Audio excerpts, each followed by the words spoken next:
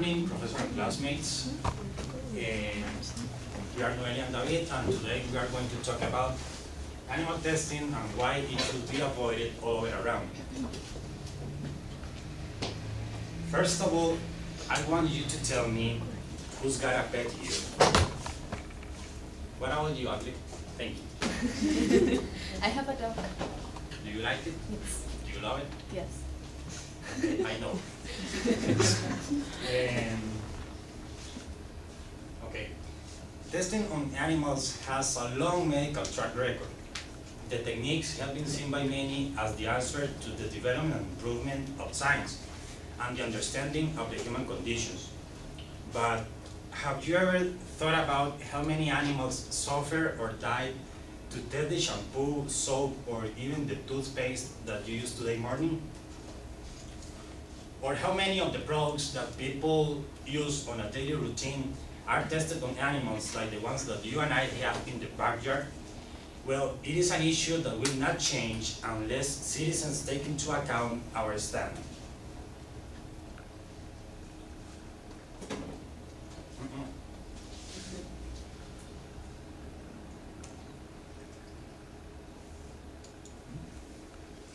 Usually, a lot of animals are infected, injected, born and blinded in many laboratories all over around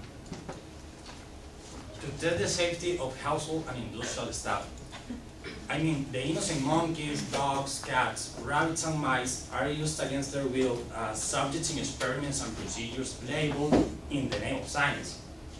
In fact, almost all the products used and consumed by humans every day around the world have been tested on animals that will either die or be consciously killed afterwards. I know it is hard and horrible to think about it, what is happening behind closed doors, but right now there are millions of animals who are suffering just to test the stuff we all depend on every day. And we, of course, are totally against this. Why? Because it has been proven that there is already enough accessible safety data, as well as in vitro alternatives, to make animal testing even more unnecessary.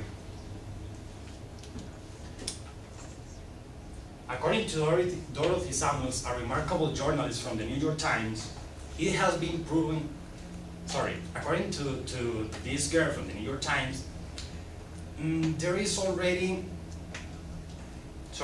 scientists usually use animals for testing purposes because they are very similar to humans. And even when they recognize the differences of doing this in a lab, they still do it because they are thought to be the closest match to humans and the best alive option to try. Then, as a result of this and in response to these practices, is that we want to say that animal testing should be avoided. No matter if it is called animal testing, animal experimentation, or animal research, it still refers to the experimental use of animals. And now Noelia is going to continue with our first argument. The mistreatment of animals during the whole process of animal testing is a reality.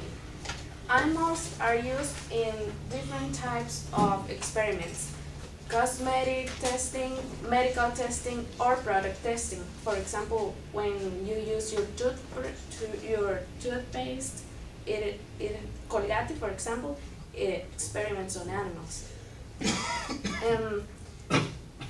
As a matter of fact, the animals involved in the process of animal testing will most of the times eventually die either as a result of the experiment, or they will be deliberately killed afterwards, mostly as for post-mortem examination. We're not arguing that all researchers experiment on animals. We're just saying that even if they follow the norms to keep animals in labs, they suffer from other factors such as loneliness when they are in cages, or the negative consequences of the products tested.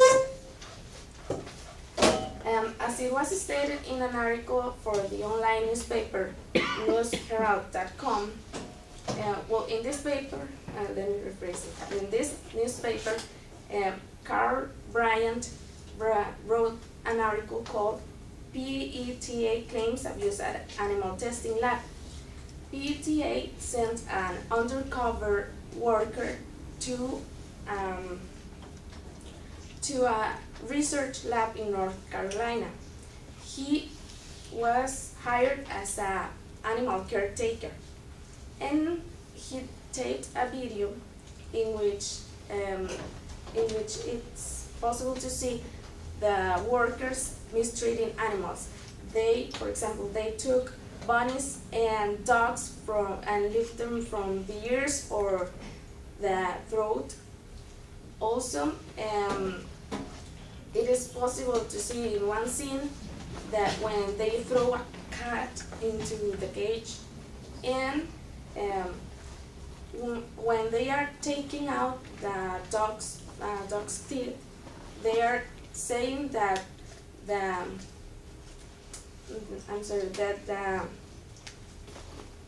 sedation drug is not really potent because it has 2 years. There was 2 years past its expiration. So imagine the dog was feeling everything when the teeth were going out of his mouth. I wanted to show you this image. I don't know if you remember one of our classmates' presentation. They mentioned a mouse with an ear in its back. So I wanted to show you the image because this is really shocking.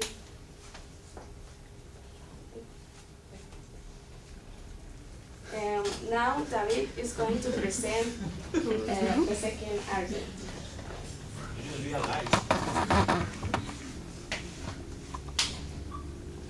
Okay, the second argument is unreliable information. As you may know, scientists do not take advantage from testing on animals all the time because they are so different from us, so they react in their own way to drugs. It means that results are just unreliable. There are many cases that emphasize the ridiculous situation of assuming that both human and animals have a similar biology for testing, instead of using more useful tryouts. As the Human Society of the United States says, it has been proven that over 92% of drugs that claim to pass animal experiments do not succeed when they are tested on human beings. A good example of how different animals react to a medicine is the article published by BBC News homepage called Animal Testing, Science or Fashion. It says that, for instance, morphine calms down humans but it excites cats. Cortisone causes birth imperfection in mice but not in humans. Penicillin killed pigs and hamsters and it raises the blood pressure of dogs, but it cures humans. Aspirins, almost everybody knows that aspirin can calm headaches in humans, but it poisons cats. And finally, chocolate, almost everybody likes to have a good bite of chocolate, but it poisons dogs as well. So, the question is this one. Would you try animal testing after listening to this? I'm sure you will think about it twice. And now Noelia is going to continue with the third argument. One last reason why we think animal testing should be avoided is because there are alternative methods that we can apply to avoid putting these animals in pain. According to Kathy Archibald, the director of European for Medical Progress, doctors or researchers experiment on animals, for example, drugs before they give them to humans.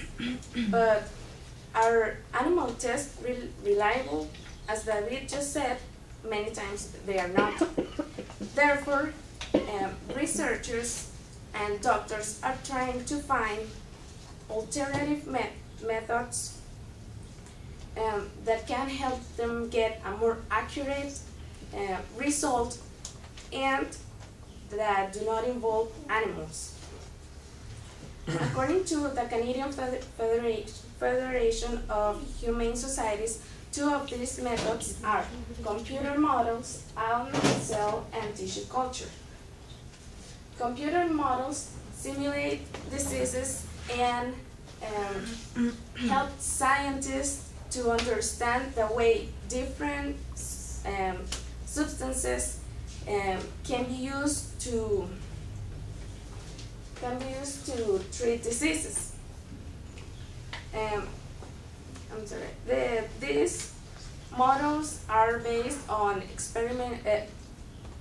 on existing information and data, and they help researchers because the information is about humans and not animals. The other method is cell and tissue culture. In this case, they use cells and tissue from people to test substances. It is relatively low, the cost, and it is beneficial because, again, it treats humans. Let's think about this for a moment. Every person is different from each other, right? If you drink a pill and works for you, it doesn't mean that it will work for Alejandra or for Adriel, because we are all different. And if we are different and we are all humans, what about animals? They are even more different, right? Well, David is going to talk about the counter-arguments. Our first argument is animal testing and science. Okay. Animal testing helps to come across different ways to save and improve the quality of life of humans. As a result of studying the reactions, for example, insulin for diabetes and open heart surgeries are some of the procedures that came into existence by carrying out experiments on dogs. But the bottom line is that animal testing should be avoided. I mean, it wouldn't be so bad if it were just a few animals to save a million people, but sadly that's not the case.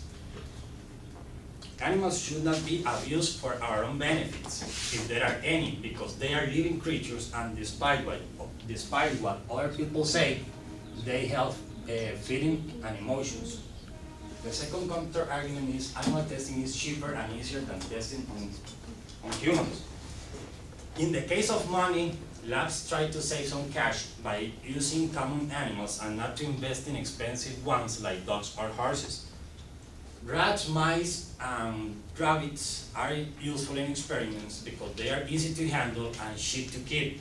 They occupy less space in a laboratory than larger animals, and hopefully they can produce over 100 babies a year.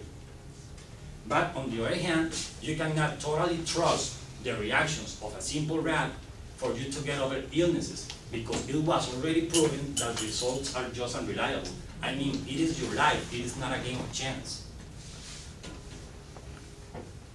Well, to conclude, usually animal testing is a cruel and ruthless procedure which involves the pain of many animals and other creatures.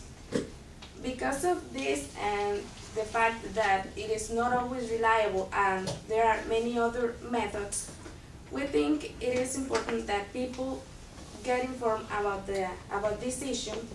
And finally, I have this question that makes me think about the use of animals to test.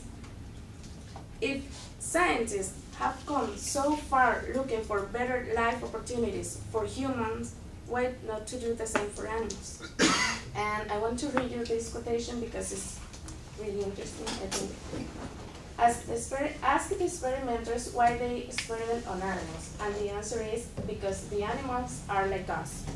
ask the experimenters why it is morally okay to experiment on animals, and the answer is because the animals are not like us. Animal experimentation rests on a logical contradiction. Thank you.